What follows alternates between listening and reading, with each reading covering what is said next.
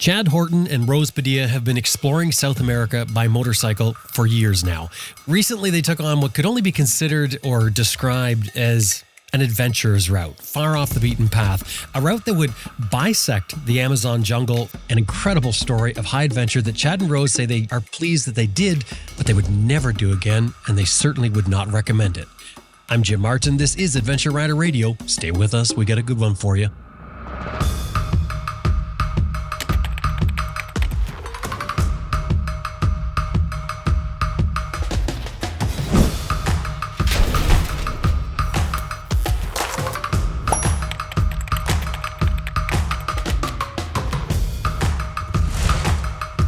Having managed to survive my brush with heat stroke, we pulled into Coca after a long, hot, and miserable day on the bike. And then the judge started seizing our personal assets, and Rose and I fled the country after losing pretty much everything we owned. We'll get into your backstory a bit later, because it is fascinating. But for now, let's start with what made you decide to cross the Amazon. So we were traveling north through Ecuador on our way to the capital city of Quito and detoured into Coca just to dip back down into the Amazon region. And while we were there, I pulled the map out. The Coca is right on the Napo River, which is one of the Amazon's primary tributaries. And I didn't realize how big the Napo was. So I'm tracing my finger on the map to the confluence with the Amazon River, which just so happened to be just outside of Iquitos, Peru, which is where I had spent my 30th birthday a million years ago. And did you ride there? No. As a matter of fact, I believe Iquitos is the largest city in the world where there's no road access. So the only way to get there is by plane or by boat. And that's what I was showing Rose on the map. I just said, theoretically we could. And, without missing a beat, she just says, let's do it. And I wasn't even trying to pitch the idea to her. So just like this, the decision was made? No, the decision wasn't made, but the seed was certainly planted. And like I said, there's no roads in or roads out of Iquitos. So once you get there, it's a dead end. So we had one of two options. We could either turn around and come back to Coca or continue on to Manaus, Brazil, along the Amazon River, which is smack dab in the middle of the continent. But honestly, I didn't even know if it was feasible. So we just decided to extend our stay in Coca for an extra day and start asking some questions. Okay. But the logistics and everything aside, I'm less interested in how someone does this and more interested in why.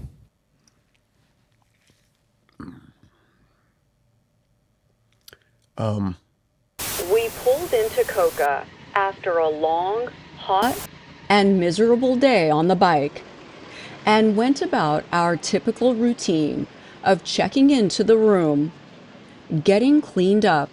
Rose is most impressed by the electric shower head, which is plugged in over here, that has our room AC condensate line dripping directly on the electrical outlet for the shower head. And finding something to eat before locking up the bike for the night and breaking out the map to figure out how we were going to get to wherever it was we were going the next day. But sometimes maps raise more questions than they answer. So the next morning, under gray skies, we set off to find the city's tourism office, where they suggested we contact a local guide service, who in turn sent us back to the port in search of answers to questions we never thought to ask. We're going to go over here to the dock to see if perhaps we can catch a cargo boat into Iquitos, which would probably be like anywhere from a 3 to 6 day journey. And then from there, we're going to see if we can make it to Manaus, Brazil on the river. So Here we go.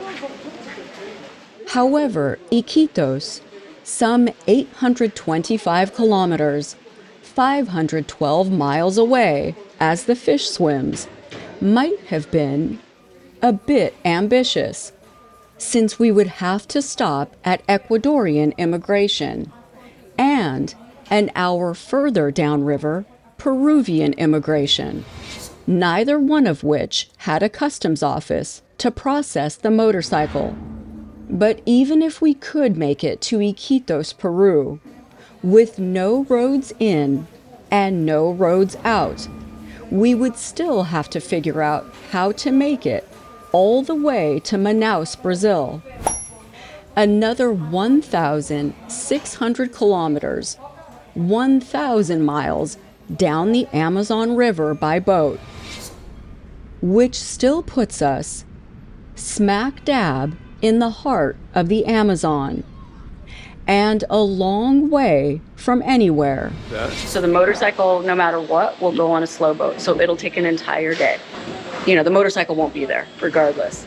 And we have to trust these guys to load the motorcycle it'll for us. be hanging out right here with all the rest of the cargo until they load it. Wow. And I don't know how that they're going to load it. All right. Well, that's not encouraging, because I'm not necessarily looking for somebody else to load the motorcycle on a boat that we're not on. But first things first. We weren't sure if we could legally make the voyage with the motorcycle in tow. So Chad took a taxi to the immigration office here in Coca to see if anyone there could help fill in the blanks. All right. So this is the immigration office, and I am officially out in the middle of nowhere. This building looks abandoned. Ooh, wait, here's a taxi.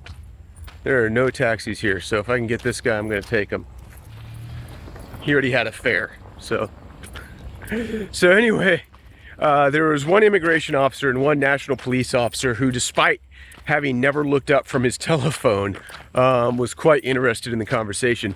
So they confirmed a couple things. One, that we will not be able to find a boat that will take both the motorcycle and us as passengers. They have to, I guess, legally transport on two separate vessels. I'm not sure I understand why, but it is what it is. Secondly, he did confirm. He did confirm that there is no aduana office here, and there is no aduana office at the border in Rocafort. Hey, here's a taxi over here at this gas station. I'm going to give them a shot. But beyond Nuevo Rocafuerte, it was anyone's guess.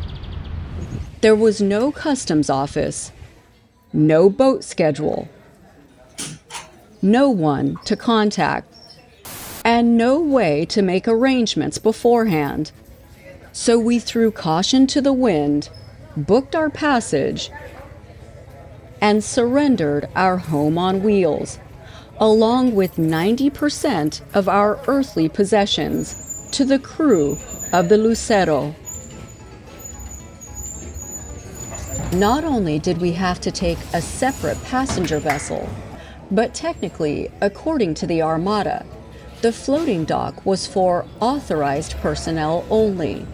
We were not allowed to load our freight or board the cargo vessel. But Chad simply smiled and shrugged his shoulders, and was given a pass to at least supervise the proceedings. We're gonna need a bigger boat. All right, well, they got it into the boat. It's gonna be interesting to see how they get it out. That was slightly traumatic, to say the least. So, with practically everything we own floating on the Napo River, we retreated back to the room before returning the next morning to take the fast boat through Parque Nacional Yasuni to the Ecuadorian frontera. But this was no pleasure cruise. This is mass transit, and the typical commute for employees of the numerous oil camps along the river.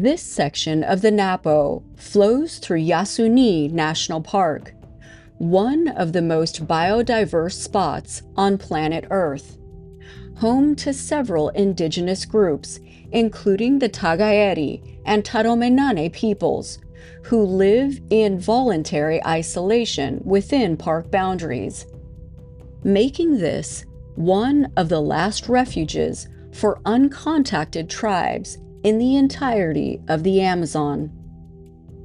It also just so happens to sit atop vast oil reserves, making this 200-kilometer, 125-mile stretch of river hum with activity, fueling conflict between conservation, cultural preservation, and development.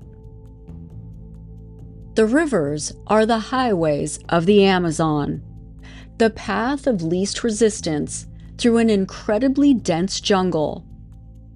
And these ferries service both industrial camps and residential communities alike, such as Nuevo Rocafuerte, the final stop in Ecuador, tucked away in the northeast corner of the park. Our home, while we try to sort out the motorcycle's paperwork and find someone to transport us down the river to Cabo Pantoja, the Peruvian port of entry. No, ese es pequeño. Pero hay un barco bien grande, donde abajo va carga, encima van los pasajeros. ¿Aquí en la mañana? No. ¿No? Pantoja. Oh, Pantoja. Y aquí tienes que pagar un expreso para llegar. ¿Y cuánto tiempo a Pantoja? En este es una hora. ¿Una hora?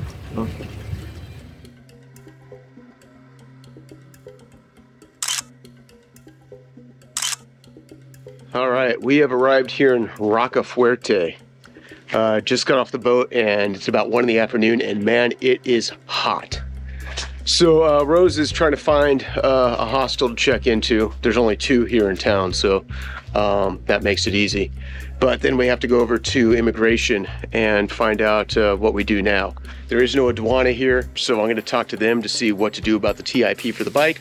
And then, yeah, we have to wait for the cargo boat, the slow boat with the motorcycle to arrive. So yeah, this is the final stop in Ecuador right here, Rocafuerte. And did I mention it's hot? Whew, damn. We just got done with immigration. They stamped us out of the country, even though we might actually remain in the country for another day or two. We asked him about aduana, and he suggested we go talk to the Armada, which is right over here. The Armada, or Navy, not only patrols Ecuador's coastline, but their waterways, registering vessels and inspecting cargo entering from Peru. And while they weren't able to assist us with canceling the motorcycle's import permit, they would inspect and record our cargo in their manifest. So we headed down to the dock and waited until eventually, only 2.5 hours behind schedule, the Lucero finally arrived. Well, there's the Africa Twin. And as it turns out, we weren't the only ones waiting.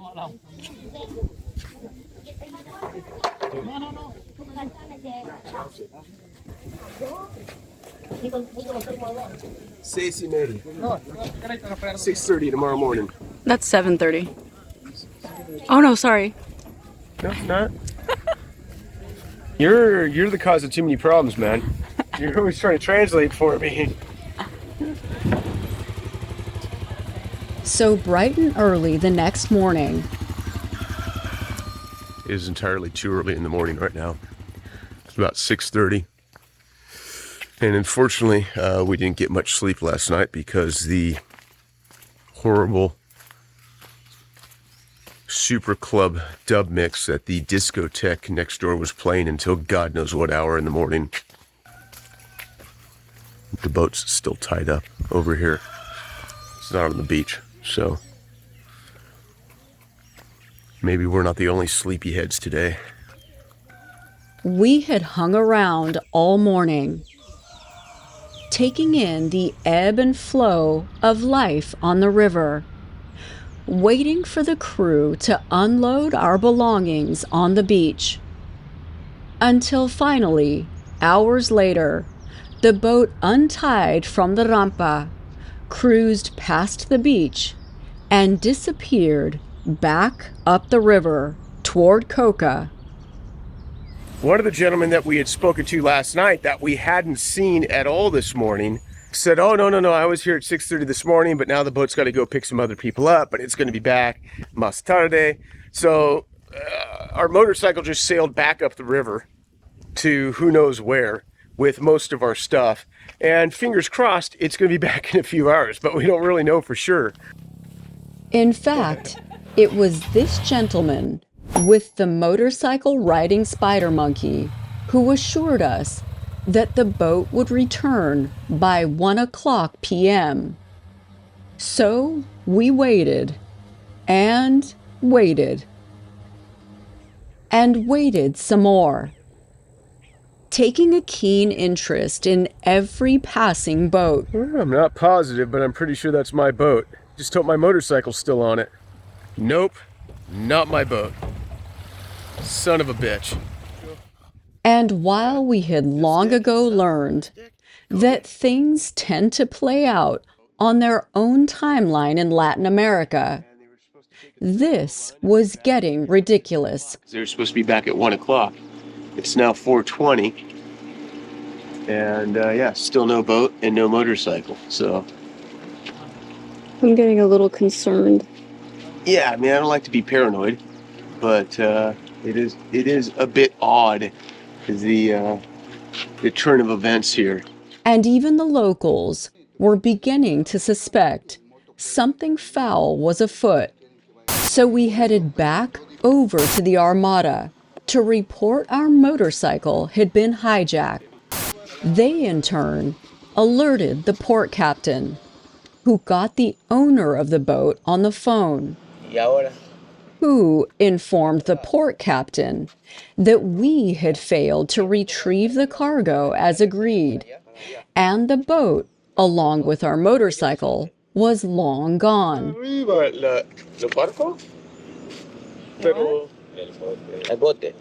¿Por qué? But luckily for us, just about everybody in town had seen us down at the docks all day, including the Capitán de Fragata, who had been riding his bike along the waterfront since the crack of dawn. El señor le ha dicho que va a pasar la moto de él a otra embarcación para irse al Perú. Entonces usted solo quiere bajar la moto y las cosas. Sí, claro. Ya, necesito todo. Carga de ropas y todo en la barca.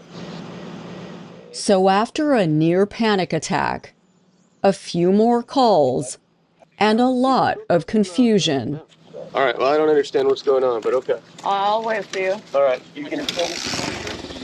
Chad jumped on the back of the mototaxi and disappeared into the setting sun in search of our motorcycle, somewhere off in the jungle.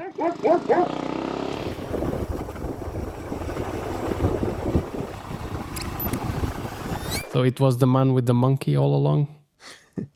Sort of. Well, technically speaking, it was a woman with a monkey, but listen, at the end of the day, I don't know that we're ever going to know what really happened. I don't know if there was premeditation on anybody's part or if maybe they were just trying to seize on an opportunity. But the man with the monkey was the one that originally claimed that we never showed up to pick up the motorcycle at 6:30 in the morning. Then he tried to claim that the boat was going to be back at 1 p.m. And of course, the boat never showed up. So, we didn't realize at the time that the man with the monkey was married to the owner of the boat. And we had spoken to them both. And they knew who we were. They knew that we were there waiting on our motorcycle. They knew where the boat was. And they never bothered to tell us. Are you sure it wasn't just a misunderstanding? You know what? I was willing to give them the benefit of the doubt until they lied to the port captain, right? So first it's they didn't show up at 6:30. Then it's like the boat will be back at 1. Then all of a sudden, no, they never showed up. The boat's long gone. Then they claimed that they were going to deliver the motorcycle to us in Peru. And then all of a sudden, oh, no, the boat's not long gone. It's just right here up the river, 15 minutes out of town. So that's not a misunderstanding. But why didn't you use that to your benefit and take them up on the offer? What offer? To deliver the motorcycle to Peru. You know what? By that time, the trust had been broken. And yeah, I mean, I didn't want to turn this into an international incident. There was no way I was leaving Ecuador without that motorcycle. But if I understand your story correctly, this wouldn't be the first international incident involving your motorcycle. Didn't you have to smuggle it out of Argentina? Well, that was a different situation altogether. And for the record, I think smuggle's a bit of a strong word. That was the word you used, wasn't it?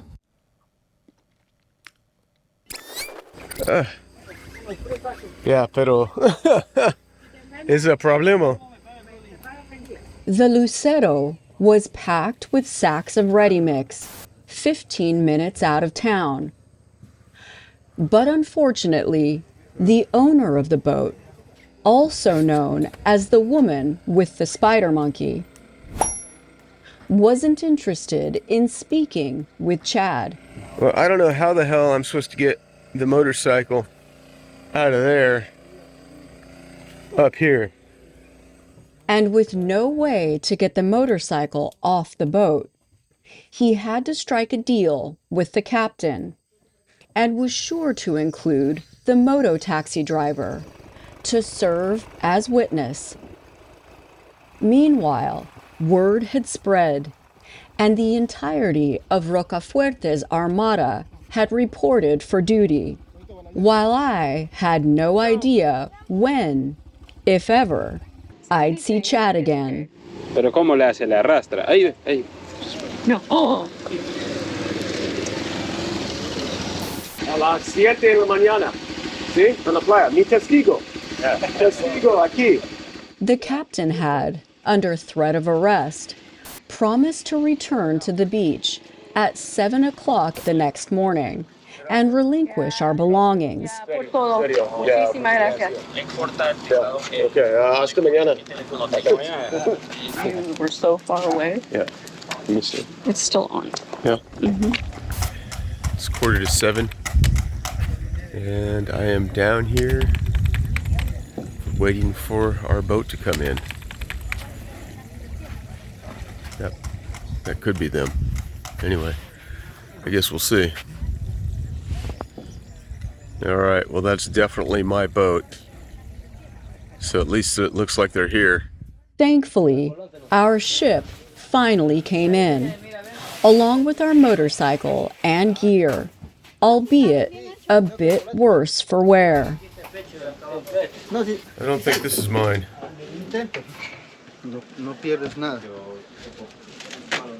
Now, all we had to do was get it off the boat.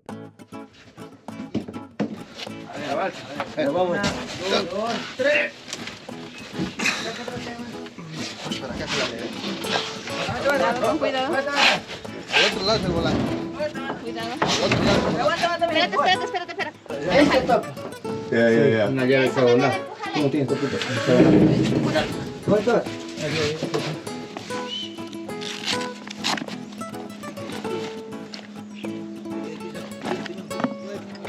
Le hace uno hacia la puerta, sí. No se la tapa, ¿no? Cosa que tú entra por delante nomás. Entra y sale.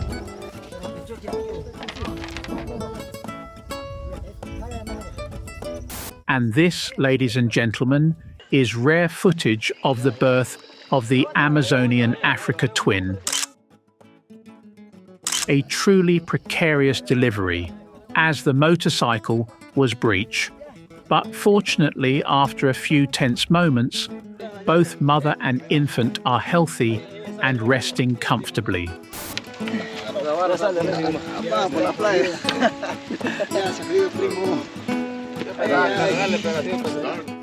Yeah, they didn't mention this part in the brochure. There's no real dock here to unload anything like this. And so we had to do it here on the beach. Little more work than we anticipated, but such is life, I guess. What's up? You keeping an eye on things for us, huh?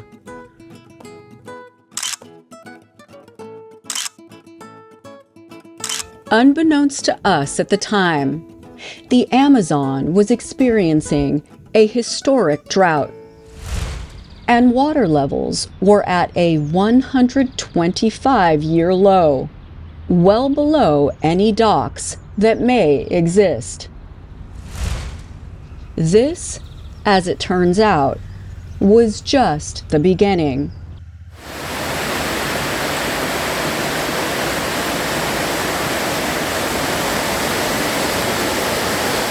Got ourselves a bit of a squall. A bit of a what? Squall.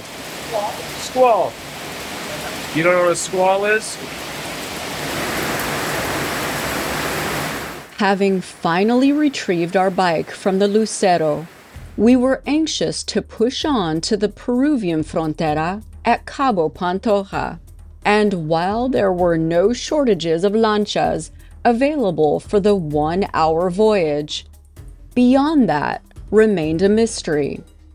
No one seemed to know anything about boat schedules on the other side of the border. We had spoken to a dozen different people and received at least a dozen different answers. But the one thing almost everyone agreed on was that we did not want to get stuck in Pantoja. Then I met the peanut guy with a contact who confirmed there was a boat departing for Iquitos first thing in the morning. So he called her to ask her to check to see if there was going to be space for the motorcycle plus us. Oh, no shit. Yes. Okay, So, all right. Now we're talking. This is the boat that costs the most, but leaves tomorrow. Okay. Which means that we wouldn't have to stay in Pantoja for an extra 5 days because he said he does not recommend it. But in order to catch it, we would have to depart Rocafuerte immediately to transfer the motorcycle and clear Peruvian immigration. So we set to the task of loading up the motorcycle once again, albeit this time on a much smaller boat. But before setting off, we had to trade in our greenbacks and await confirmation on whether the cargo ship had room for 2 more passengers and 1,000 cc's of Africa Twin. Oh, God. It's got butt sweat on it. Sorry, it was in my pants. That is a wad indeed. All right, cool. Thank you. Yeah, so we're confirmed for 5 a.m. tomorrow. They wanted a picture of the bike. There's room on the boat? Room on the boat for us and the bike. We're all set at 5 a.m. Oh, high five, dude. That is huge. Yeah, it is huge. Keep in mind, Yeah. the river level, he said, is very low. Yeah. He said, so you're not going to, he said that where you're going to have to load is not where we're going to load. He said, so whenever we leave, he said, give him a text because he's going to have to let the people over there know to watch out for us because we have to then load the bike straight away. Looks like I've been panhandling in the streets of Peru. Man, if that's what you got, you're good. No doubt. And with that, we loaded up and set off on the Napo River, bound for Peru. If we don't capsize first.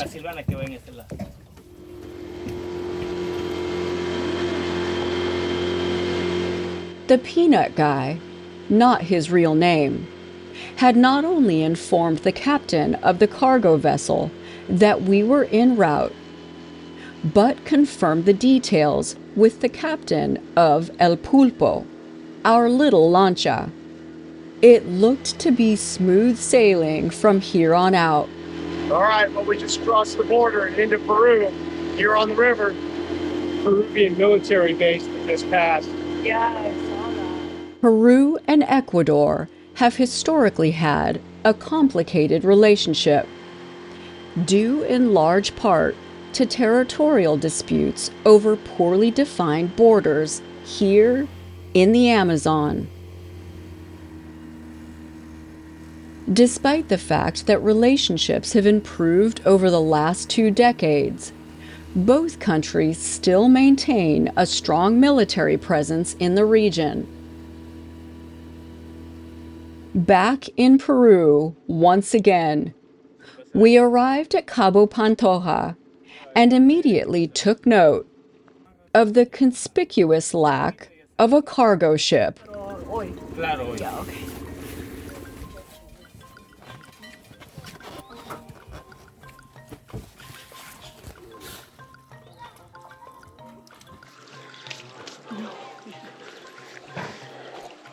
Okay.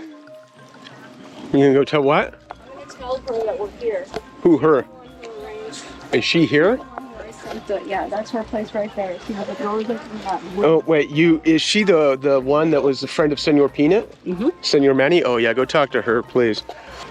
Yes. Watch your foot. There seemed to be a bit of confusion. Despite Mr. Peanut's explicit instructions to take us directly to the lancha, our captain was insisting on dropping us off here before disappearing. All right, well, there goes our boat. Here's our bike on the beach. There's our pile of crap.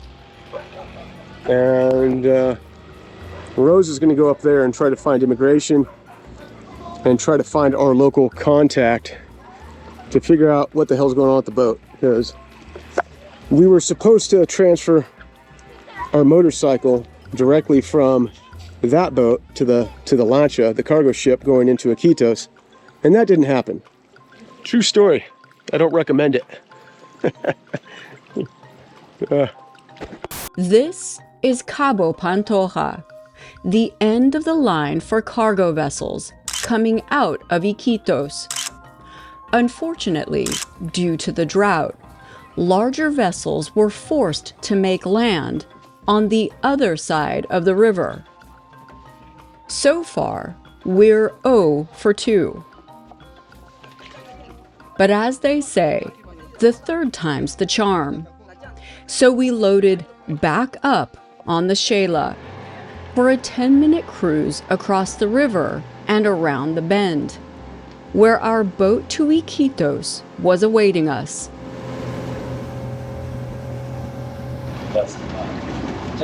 So that's the big boat? This was not the boat we were looking for. I don't know. Thought we were getting on the double decker. Well, this is not what I had pictured.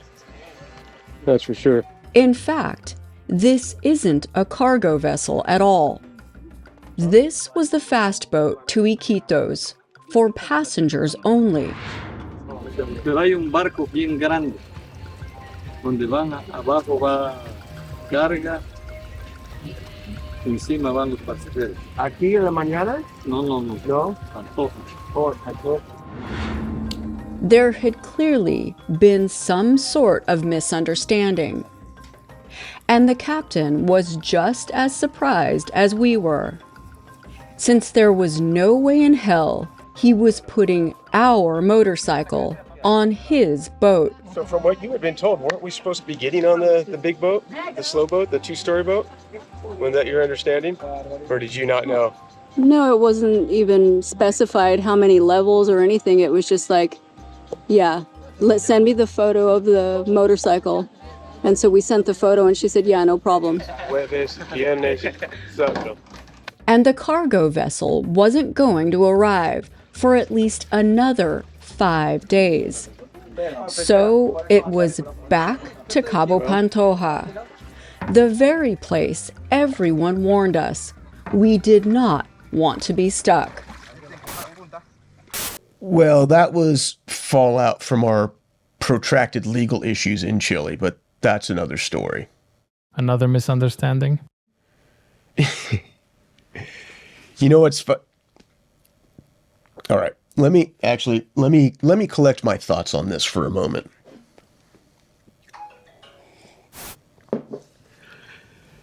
Yeah, I mean, I've kind of had it up to here with all the claims of misunderstandings. A lot of people try to use that as a convenient get out of jail free card. Back when we were dealing with our ex-partners and our protracted legal issues, I had a buddy of mine who's a Chileno.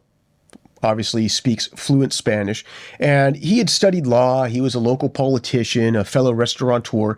He was kind of helping us through the process. And one day in particular, he was holding our attorney's feet to the fire regarding a statement the attorney made that was completely false.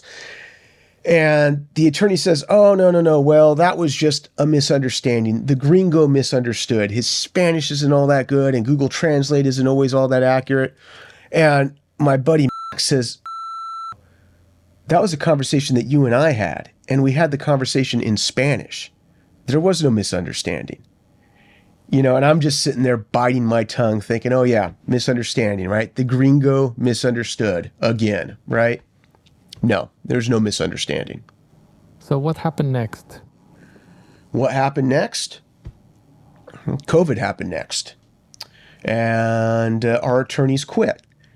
And then the courts liquidated the company's assets and then sold those assets back to our ex-partners at pennies on the dollar. And then the judge started seizing our personal assets, and Rose and I fled the country after losing pretty much everything we owned. So that's what happened next. No, I meant with the motorcycle. Oh, that. All right. Rewind the tape. Remind me of where we were before we went down that rabbit hole.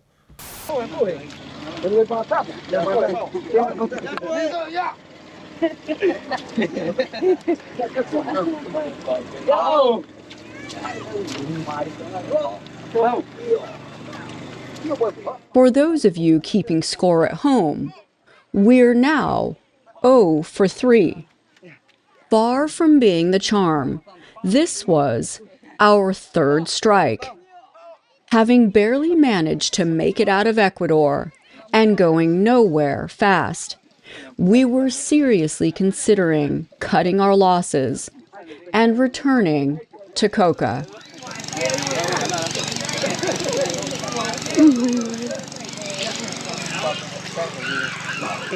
After a long, hot, and frustrating day, we checked into the city-run hospedaje, where I started a new art project. It's like stained glass. It is like stained glass, Amazon style. While Chad went in search of provisions. Found me a little bit of mupacho, some wild jungle tobacco. Don't mind if I do. Before calling it a night.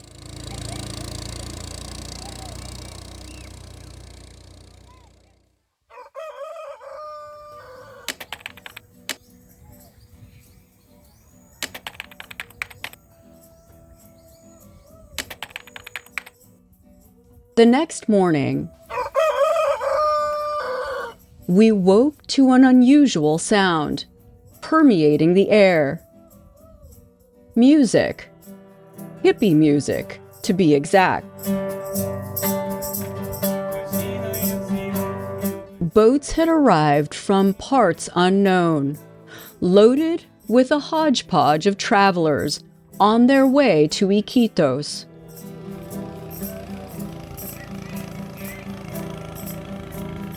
Despite the warnings about Pantoja, we actually liked it here and decided to stick around and wait on the cargo vessel. So while I did the laundry, Chad took a quick tour and went on a fact-finding mission.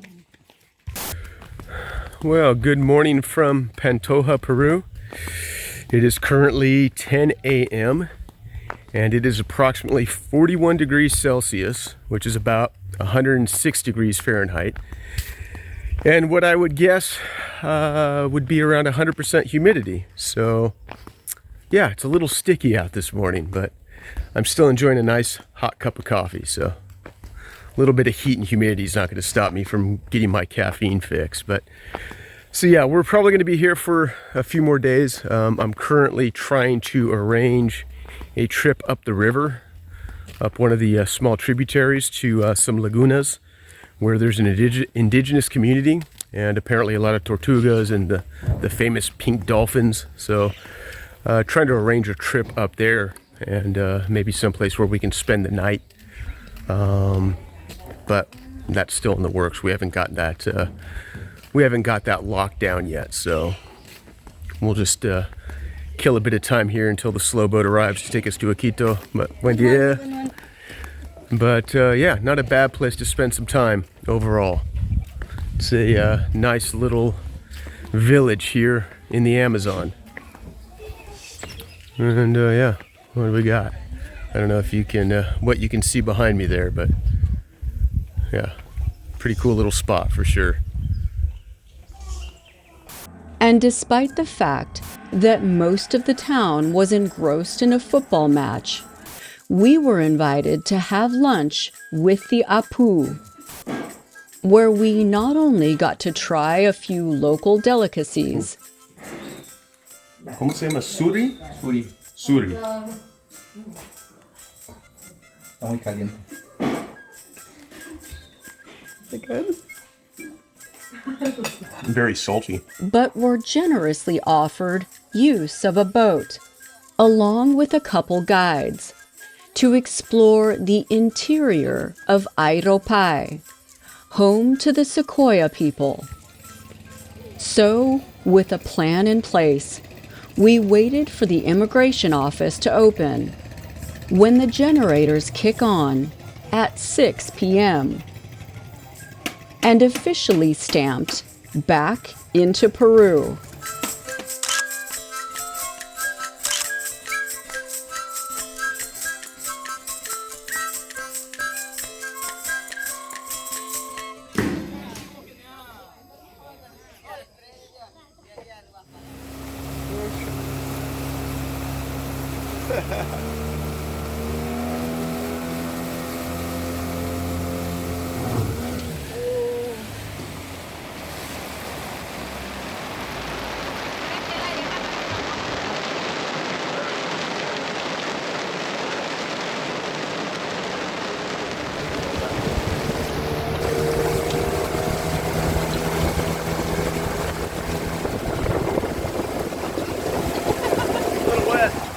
On the next episode of Across the Amazon, we venture into Sequoia territory, where we spend the night in an isolated community and explore the region they've called home for centuries, before returning to Pantoja and departing on our long-awaited cargo vessel, the Vichu 2, for Iquitos.